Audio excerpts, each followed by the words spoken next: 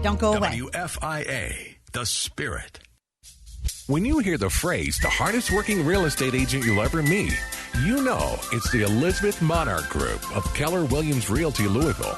But don't take our word for it. Listen to the words of her actual clients, like repeat customer Jean Ann of Louisville. Elizabeth went above and beyond for us. She not only helped us buy our first house, but we also used her to help us sell that first house and buy our dream house. She really is the hardest worker I've ever met. Elizabeth Monarch knows our neighborhoods. Just ask Allison of St. Matthews. We were from out of state and clueless. She found us our perfect house, and 4 years later, when we wanted to sell it, Elizabeth sold it in less than a week. And Elizabeth Monarch really cares. My wife and I felt as if Elizabeth was family after just a few meetings. Any time of year is a good time to buy or sell with Elizabeth Monarch Group of Keller Williams Louisville. Search for all homes online at elizabethmonarchgroup.com. You want to feel connected, informed, included, inspired. So when important things happen, we're here. Your local radio and TV broadcasters. America's #1 source for news, weather, and information on your radio, TV, computer, tablet, and smartphone. We are broadcasters, always here for you, wherever here may be. Tell Washington local stations matter by texting radio to 52886. Furnished by NAB and this station. Message and data rates may apply. By now, everyone knows Class Act Credit Union offers some of the very best rates on auto loans, but the savings go way beyond low interest rates. Many lenders charge application fees, credit fees, and prepayment penalties, but not at Class Act. And you'll save even more on related products like GAP and extended warranty policies. Best of all, you'll get personal service from friendly, knowledgeable people. Ready for a new car? Apply online at ClassAct.org today. Class Act Federal Credit Union. It's like straight A's for your money. You're listening to Just Ask Joyce on WFIA, The Spirit. Thank you so much. We've just got a few moments, Ann, and you wanted to make one more point? Hi, Ann. All right. Okay. And you'll have to call back next week, Ann, but we appreciate that call. Garrett, you were wanting to make a point, and we were talking about it, and it's very valid. Yeah. Well, I mean, in the sense that the other thing I wanted to say to Tina is there is a difference between charity and government assistance. I believe that there needs to be the existence of both, but the government has tied the hands of charities for months and months. Throughout this 8-year administration, there has been a revoking of faith-based charity initiative that President Bush put into place. Those faith-based charities, whether Jewish, Christian, or elsewhere, do a lot of the work, and they can help us in assisting them. They can help us in helping people find jobs. They create job incubators to help people learn skills so they can go out and get a job. Because I'm going to tell you right now, that's how I did it in healthcare.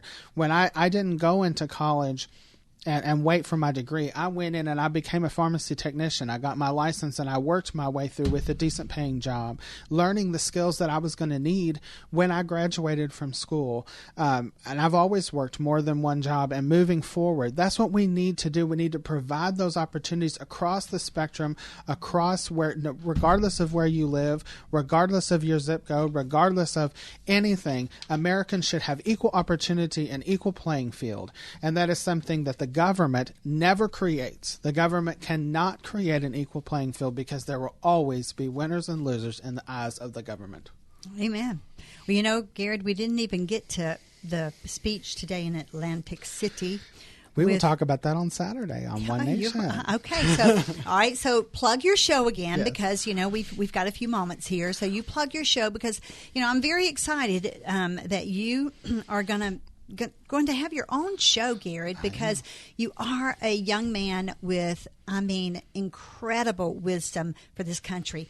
I'd like to have Garrett Zivaking for president. Can everybody pronounce the name, though? That's the thing. You know, it's important that you can pronounce the name. Yeah, when you're write president. it out. Yeah, and spell it. Yeah. But anyway, so tell us about your show and what we can expect. Well, this Saturday at noon, we have a jam-packed hour. We're going to talk about the Clinton emails a little bit more. We're going to talk about the Clinton Foundation, which I think is even more of an ethical issue. We didn't even get to that. We're going to talk about speeches that were made President Obama back on the campaign trail. We're going to talk about... I know we didn't get to Obama campaigning for... But the Atlantic City. We're also going to talk about Trump University, Trump Institute, and campaign compare it to Laureate, which is a university that Bill Clinton was advocating for, which, by the way, I think both of those industries, we all know there are a lot of scammers in education and secondary education, and there's a lot of people who sell their name.